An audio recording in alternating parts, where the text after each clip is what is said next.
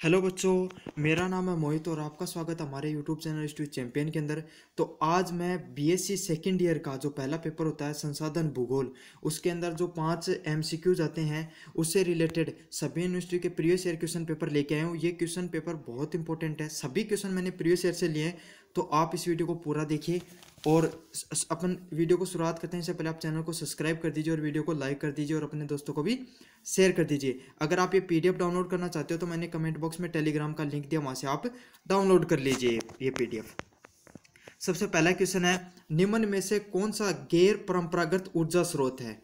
तो ऑप्शन ए है कोयला, ऑप्शन बी है प्राकृतिक गैस, ऑप्शन सी है नाभिकीय ऊर्जा, ऑप्शन डी है जैव ऊर्जा। सबसे पहले मैं आपको बता देता हूँ गैर परंपरागत ऊर्जा स्रोत कौन से होते हैं। तो गैर परंपरागत वो ऊर्जा स्रोत होते हैं जिन्हें हम आसानी से वापस नहीं निर्माण कर सकते हैं उनका। परंपरागत से आप समझ सकते हो जो मतलब प्राचीन नहीं है। एक होते हैं परंपरागत ऊर्जा स्रोत जैसे कि सौर ऊर्जा, भूतापीय ऊर्जा और पवन ऊर्जा। गैर परंपरागत ऊर्जा स्रोत के अंदर कौन सी आती है? प्राकृतिक गैस, कोयला ऊर्जा और नाभिकीय ऊर्जा, जिनका अपन आसानी से वापस उत्पादन नहीं कर सकते हैं। जैसे आपने एक बार कोयले को जला दिया तो आप उसका निर्माण करने के लिए लाखों वर्षों सालों की जो प्रोसेस होती है, जैव प्रोसेस होती है, उसके बाद में ही कोयला फिर से निर्माण किया जा सकता है। जो गैर परंपरागत ऊर्जा स्रोत है सीमित मात्रा के अंदर अपनी पृथ्वी पे हैं, मौजूद हैं और इनका हम वापस उपयोग नहीं कर सकते हैं, तो इन्हें बहुत बचाकर उपयोग करना चाहिए। इन्हें एक शब्द और से भी जाना जाता है, गैर नवीनीकरण ऊर्जा स्रोत। और जो परंपरागत ऊर्जा स्रोत हैं उन्हें किस नाम से जाना जाता है? नवीनीकरण ऊर्जा स्रोत के नाम से भी जाना जाता है। तो जैसा कि मैंने आपको बताया, इस क्वेश्चन का जो सही आंसर होगा वो क्या होगा? जैव ऊर्जा होगा। चलो बढ़ते हैं हम अगले नंबर क्वेश्चन की तरफ। बाकू तेल क्षेत्र किस देश से संबंधित है? तो बाकू तेल क्षेत्र है, ये सबसे पहले पता है, बाकू एक तेलसरी क्षेत्र प्रदेश है। और ये कहाँ प्रदेश है? ये अजरबैजान की जो राजधानी है उससे 100 किलोमीटर देश के 100 किलोमीटर दूर है। कैस्पियन व काला सागर जो प्रदेश होता है उसके बीच में है। ये बहुत प्रसिद्ध तेल क्षेत्र है। ऐसे कहते हैं कि यहाँ पे तेल बहता है।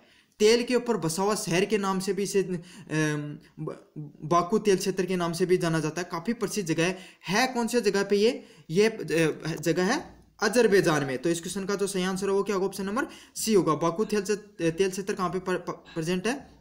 अजरबैजान में। अब बढ़ते हैं 3 नंबर क्वेश्चन की तरफ।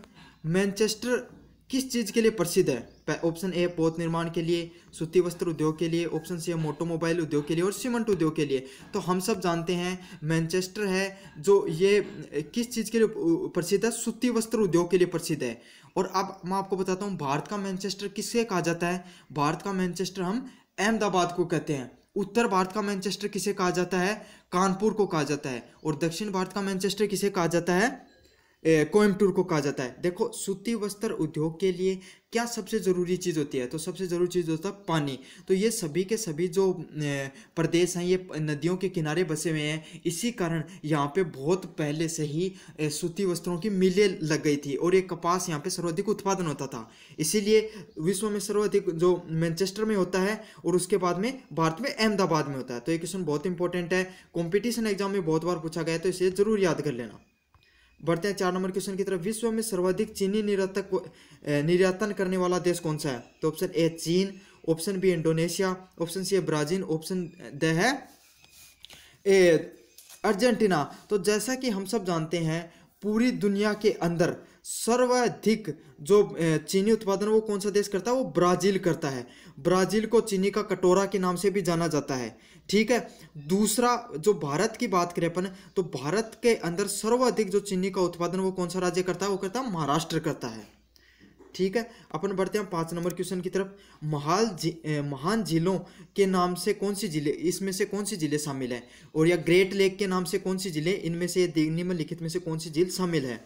तो ऑप्शन ए है विनीपेग, ऑप्शन बी है मिशिगन, ऑप्शन सी है विक्टोरिया, ऑप्शन डी है बेकाल। तो सबसे पहले मैं आपको बता देता हूँ महान झील या ग्रेट झील श्रृंखला कौन सी है। तो अमेरिका के अंदर एक झीलों की श्रृंखला है जिसके अंदर मीठे पानी की झीलें पाई जाती हैं। उनमें से कौन सी झीलें आती है मैं आपको बता देता हूँ। सुपीरियर झील, मिशिगन झील, हारून झील, एरी झील, ओटोरिया झील। ये सब झीलें हैं जो अमेरिका के अंदर मीठे पानी की झील है। तो इनमें से कौन सी झील है जो है वो है मिशिगन झील। तो आप याद रख लेना, मिशिगन झील, एक बार फिर बता देता हूँ, सुपीरियर झील, हारून झील, एरी झील, ओटरिया झील, ये सब आप है ना, मैंने बोला इसको आप नोट कर लीजिए, बहुत इंपॉर्टेंट क्वेश्चन है, काफी बार अलग अलग यूनिवर्सिटी के अंदर आए। 6 नंबर क्वेश्चन है, पिनास गेरस लोह उत्पादन क्षेत्र कहाँ पर मौजूद है? तो जो पिनास गेरस लोह उत्पादन क्षेत्र है ये कहाँ पे प्रेजेंट है? ये प्रेजेंट है ब्राजील के अंदर। ब्राजील के अंदर सबसे ज्यादा जो पिनास गेरस नामक जगह है वहां पे लोह का उत्पादन होता है। अब मैं आपको बताऊंगा सर्वाधिक लोह उत्पादन विश्व में कहाँ होता है? वो होता है ऑस्ट्रेलिया के अंदर, पहला नंबर सब सर्वाधिक कहाँ होता है? ऑस्ट्रेलिया के अंदर। फिर होता है ब्राजील के अंदर, और तीसरा स्थान कौन सा है? रशिया का। अब आप पूछोगे भारत का कौन सा स्थान है? तो भारत का 7वां स्थान है लोह उत्पादन के अंदर। और भारत के अंदर सर्वाधिक उत्पादन करने वाला कौन सा राज्य है? उड़ीसा है। और भंडारण कौन से राज्य के अंदर होता है? कर्नाटक के अंदर होता है। तो आप ये सब क्वेश्चन नोट कर लीजिए। ये क्वेश्चन क्योंकि क्वेश्चन एमसीक्यू में आता है तो घुमा कर भी पूछा जा सकता है, दूसरा क्वेश्चन भी पूछा जा सकता है। मैंने सारे क्वेश्चन आपको उत्तर दे दिए हैं कि कहाँ का सर्वाधिक पाया जाता है। चलो बढ़िए 7 नंबर क्वेश्चन की तरफ। टिकाऊ सुस्थिर विकास में क्या शामिल है? तो सबसे पहले मैं आपको बताऊंगा टिकाऊ विकास क्या होता है। टिकाऊ विकास या सुस्थिर विकास की क्या परिभाषा होती है? जिस विकास से हमारी जरूरतों का पर्याप्त मात्रा में उपयोग भी हो और हमारे आने वाली पीढ़ियों के लिए संसाधन बच भी जाए। मतलब ऐसा है कि मैं सीधी भाषा में समझाता हूँ, वे मतलब आप संसाधनों को इतना ही प्रयोग करा जिससे अपनी जरूरत भी पूरी हो जाए और अपना आने वाला बच्चा के लिए, भविष्य के लिए, जो पीढ़ी उनके लिए भी बच जाए। जैसे एक आप छोटा सा उदाहरण लिया पानी को। देखो पानी सबने बेरा है, मीठो पानी है, बहुत सीमित मात्रा में प्रेजेंट है। तो अपना के पानी का उपयोग बहुत सीमित मात्रा में करना चाहिए, जितना अपना जरूरत है उतना ही प्रयोग करना चाहिए, बेफालतू में डोलना नहीं चाहिए। समझ रहे हो? इस सब ताकि अपने भी उपयोग में आ जाए और आने वाली जनसंख्या का भी प्रयोग में आ जाए। तो इस क्वेश्चन से जो सही परिभाषा को उत्तर के निकल क्या होगा? वो क्या है? मानवीय इच्छाओं की अल्पकालीन पूर्तियां होना। ठीक है, इस क्वेश्चन का जो सही आंसर होगा वो क्या होगा? ऑप्शन नंबर जो 7 नंबर क्वेश्चन है इसका जो सही आंसर वो क्या होगा? द होगा। अब बढ़ते हैं 8 नंबर क्वेश्चन की तरफ। कौन सी विशेषताएं संसाधनों से जुड़ी हुई नहीं है? तो इनमें से कौन सी विशेषताएं संसाधनों से जुड़ी हुई नहीं है? ऑप्शन ए उपयोगिता, ऑप्शन बी है कलात्मकता, ऑप्शन सी है जो संसाधन है वो स्थूल होते हैं, ऑप्शन द है संसाधन मानव द्वारा सर्जित होते हैं। तो इनमें से कौन सी जुड़ी हुई नहीं है? संसाधन स्थूल होते हैं। संसाधन स्थूल होने का मतलब यह है कि संसाधन इस पृथ्वी पे बहुत ज्यादा मात्रा में उत्पन्न है, ऐसा नहीं है। संसाधन इस पृथ्वी पे सीमित मात्रा के अंदर मौजूद है, इसलिए आपको इनको बहुत सोच समझ के उपयोग में करना चाहिए। तो इस क्वेश्चन का जो सही आंसर होगा ऑप्शन नंबर सी है। अब बढ़ते हैं 9 नंबर क्वेश्चन की तरफ। डल्ली राजहरा जाना जाता है। तो डल्ली राजहरा किस नाम क्यों जाना जाता है? किस चीज के लिए जाना जाता है? देखो डल्ली राजहरा एक खनन क्षेत्र है। ये किस चीज का खनन क्षेत्र है? तो ये खनन क्षेत्र है लोहा उत्पादन का खनन क्षेत्र है। और मैंने आपको बता दिया था लोह उत्पादन के अंदर भारत का कौन सा स्थान है? 7वां स्थान है। भारत के अंदर जमशेदपुर सबसे प्रसिद्ध जगह है लोह उत्पादन की। अब बढ़ते हैं 10 नंबर क्वेश्चन की तरफ। कृषि प्रदेशों के वर्गीकरण हेतु हिटलसी ने निम्न में से किसे आधार प्रयुक्त नहीं किया था? मतलब जो हिटलसी ने जो अपना वर्गीकरण बनाया था, कृषि प्रदेशों का वर्गीकरण बताया था, उसमें से किस किस का क्षेत्र को नहीं लिया था? तो ऑप्शन ए है कृषि उत्पादन विधि, ऑप्शन बी है पशुओं का वर्गीकरण, ऑप्शन सी है कृषि उत्पादन का उपयोग, ऑप्शन ड है वर्षों तथा तापमान का वर्गीकरण। तो मैं आपको बता देना चाहता हूं जो हिटलर्स हैं उन्होंने 13 भागों में कृषि प्रदेशों को बांटा था। इनमें से उन्होंने किसका प्रयोग नहीं किया था? वर्षा तथा तापमान का। अब बढ़ते हैं 11 नंबर क्वेश्चन में। कौन सा देश कहवे का मुख्य उत्पादन देश है? जो 11 नंबर क्वेश्चन है वो क्या है? कौन सा देश कहवे का मुख्य उत्पादन देश है? तो मैं आपको बता दें तो कहवे ना वो कॉफी का ही उपनाम होता है। तो सर्वाधिक हम सब जानते हैं कॉफी कहाँ उत्पादन होती है? ब्राजील के अंदर उत्पादन होती है। जो पहला स्थान है कॉफी उत्पादन का वो किसका है? ब्राजील का है। दूसरा स्थान है वो किसका? वियतनाम का है। एक क्वेश्चन जो सर्वाधिक पूछा गया वो क्या है? इस पृथ्वी विश्व के अंदर सर्वाधिक गुणवत्ता वाली कॉफी किस प्रदेश में पाई जाती है? तो वो कहाँ की पाई जाती है? इथोपिया की पाई जाती है। भारत का कॉफी उत्पादन में कौन सा स्थान है? 6वां स्थान है। और 6वां स्थान है। और मैं आपको बता देना चाहता हूं चाय में भारत का कौन सा स्थान है? आपको ये क्वेश्चन का उत्तर कमेंट बॉक्स में बताना है। चलो बताते हैं 12 नंबर क्वेश्चन की देश। सेल्वे क्या है? तो सेल्वे एक प्रकार का क्या है आपको बता देना है। मैं आपको बता देता हूँ सेल्वे क्या है? उष्ण कटिबंधीय वर्षा वनों के नाम से जाना जाता है। ठीक है। ये जो वर्षावन है, उष्णकटिबंधीय वर्षावन सेल्वे, ये भूमध्य रेखा पे पाए जाते हैं। इनके कुछ उदाहरण मैं आपको बता देता हूँ, वो क्या है, मोहगनी, बहुनसा और ग्रीन हट, जो इसके उदाहरण है। आप इसको याद कर लेना, सेल्वे मतलब उष्णकटिबंधीय वर्षावन। अब बढ़ते हैं 13 नंबर क्वेश्चन की तरफ। चावल का सर्वाधिक उत्पादन करने वाला देश कौन सा है? तो आप बताइए, चावल का सर्वाधिक उत्पादन कौन सा देश करता है? तो मैं बता देता हूँ, सर्वाधिक चावल का उत्पादन करने वाला देश कौन सा है? चीन। इस पृथ्वी पे सर्वाधिक जो चावल का उत्पादन कौन सा देश करता है? चीन करता है। पहला नंबर चीन का है, दूसरा नंबर भारत का है और तीसरा नंबर इंडोनेशिया का है। और भारत के अंदर सर्वाधिक चावल का उत्पादन कौन सा राज्य करता है? वो पश्चिम बंगाल करता है। आपको ये क्वेश्चन भी पूछा जा सकता है कि भारत के अंदर कौन सा राज्य करता है। अब बढ़ते हैं 14 नंबर क्वेश्चन की तरफ। कपास को कृषि के लिए कौन सी मृदा सर्वाधिक उपयोग में होती है? तो आपको बताना है, कपासी मृदा के नाम से, रेगुर मृदा के नाम से कौन सी मृदा को जाना जाता है? तो ऑप्शन ए है लाल मृदा, ऑप्शन बी है पीली मृदा, ऑप्शन सी है जलोढ़ मृदा, ऑप्शन डी है काली मृदा। तो हम सब जानते हैं, जो काली मृदा है उसे कपासी मृदा या फिर रेगुरी मृदा या रेगुर मृदा के नाम से भी जाना जाता है। खास बात मैं आपको बता देता हूं, जो कपास है वो सर्वाधिक उत्पादन कहाँ पे होता है कपास का? महाराष्ट्र के अंदर होता है। ये क्वेश्चन भी बहुत इंपॉर्टेंट है, इसलिए आपको याद कर लेना। जो काली मृदा होती है उसके अंदर क्या होता है, आपको बारिश होने से पहले उसको जोतना पड़ता है, क्योंकि उसमें बाद में चिपचिपी हो जाती है। बढ़ते हैं 15 नंबर क्वेश्चन की तरफ। 2011 को जनसंख्या के अनुसार सर्वाधिक घनत्व वाला राज्य है। घनत्व मैं बता देता हूँ आपको, क्या होता है, कुल जनसंख्या अपोन में 1000 लोगों पर कुल लोगों का निवास इंटू 100,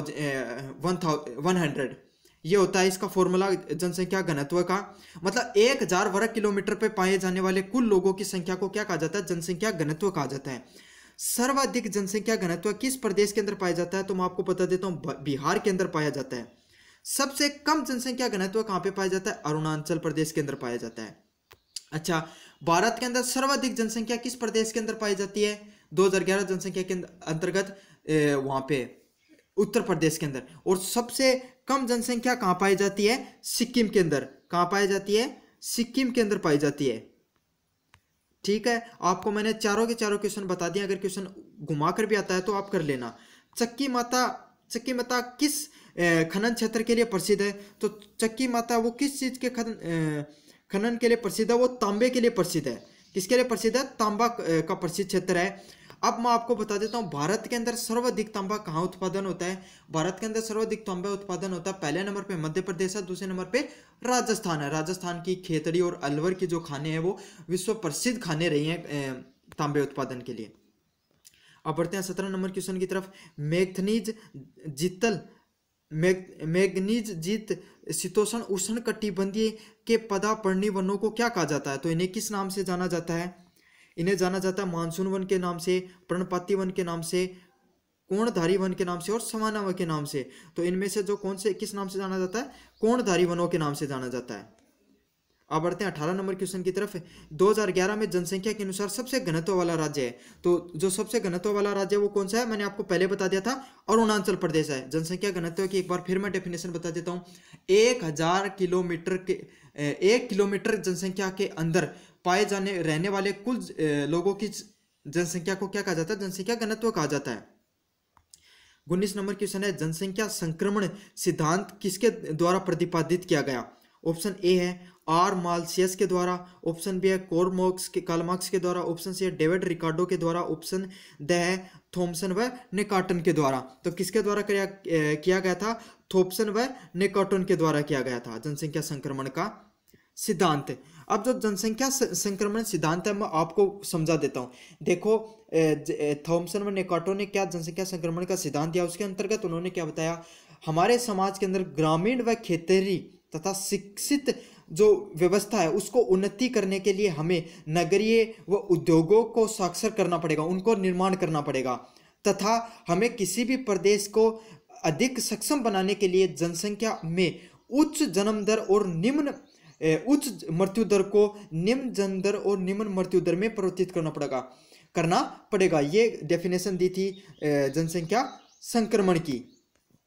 अब बढ़ते हैं 20 नंबर क्वेश्चन की तरफ। एल्यूमिनियम व लोहे की अधिक मात्रा कौन सी मिट्टी में पाई जाती है? ऑप्शन ए पोडकल्स मिट्टी में, ऑप्शन बी है चोल्सन्स मिट्टी में, ऑप्शन डी है पोडजोल मिट्टी में, ऑप्शन ड है पोडकल्स मिट्टी के अंदर। तो इनमें से कौन सी मिट्टी के अंदर पाई जाती है? वो पोडजोल मिट्टी के अंदर पाई जाती है। चलो बढ़ते हैं 21 नंबर क्वेश्चन की तरफ। ग्रांड बैंक किस चीज़ के लिए प्रसिद्ध जगह है?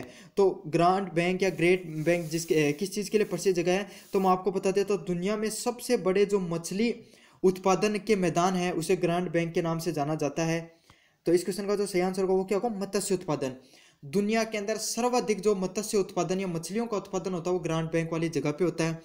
दुनिया में सर्वाधिक जो मछली उत्पादन है वो कहाँ होता है? चीन के अंदर होता है। और भारत के अंदर सर्वाधिक मत्स्य उत्पादन कौन से राज्य के अंदर होता है? आंध्र प्रदेश के अंदर होता है। चलो बढ़ते हैं 22 नंबर क्वेश्चन की तरफ। संसाधन के निर्माण किसके द्वारा किया जाता है? संसाधन निर्माता कौन है? ऑप्शन ए है मानव, ऑप्शन बी है प्रकृति, ऑप्शन सी है संस्कृति, ऑप्शन ड है उपयुक्त सभी। तो संसाधनों का निर्माण किसके द्वारा किया जाता है? वन संसाधनों का निर्माण है वो मानव के द्वारा किया जाता है। देखो, इस प्रकृति पे प्रयुक्त सभी जो तत्व हैं या हर वस्तु के एक संसाधन है, और ये संसाधन कब बनते हैं? जब मनुष्य उन सभी तत्वों का या उन सभी वस्तुओं का अपने उपयोग के लिए उपयोग में लेता है, तभी वो संसाधन कहलाते हैं। तो इस क्वेश्चन का जो सही आंसर होगा संसाधन होगा। 23 नंबर क्वेश्चन है, सवेज नहर किसको जोड़ती है? ऑप्शन ए है लाल सागर को और भूमध्य सागर को। सवेज नहर किसको जोड़ती है? लाल सागर व भूमध्य सागर को। अब बढ़ते हैं 24 नंबर क्वेश्चन पे। विश्व में सर्वाधिक मत्स्य उत्पादन करने वाला देश है। तो जैसा कि मैंने आपको बताया था, विश्व में सर्वाधिक जो मत्स्य उत्पादन वो कौन से राज्य के द्वारा किया जाता है, कौन से देश के द्वारा किया जाता है? चीन के द्वारा किया जाता है। तो पहला स्थान जो किसका आता है? चीन का आता है। और भारत के अंदर सर्वाधिक जो मछली उत्पादन है वो किसके द्वारा किया जाता है? आंध्र प्रदेश के द्वारा किया जाता है। तो ये क्वेश्चन ऐसे भी पूछा जा सकता है। 25 नंबर क्वेश्चन है, कौन सा संसाधन विकास के लिए सीमित संभावना वाला प्रदेश है?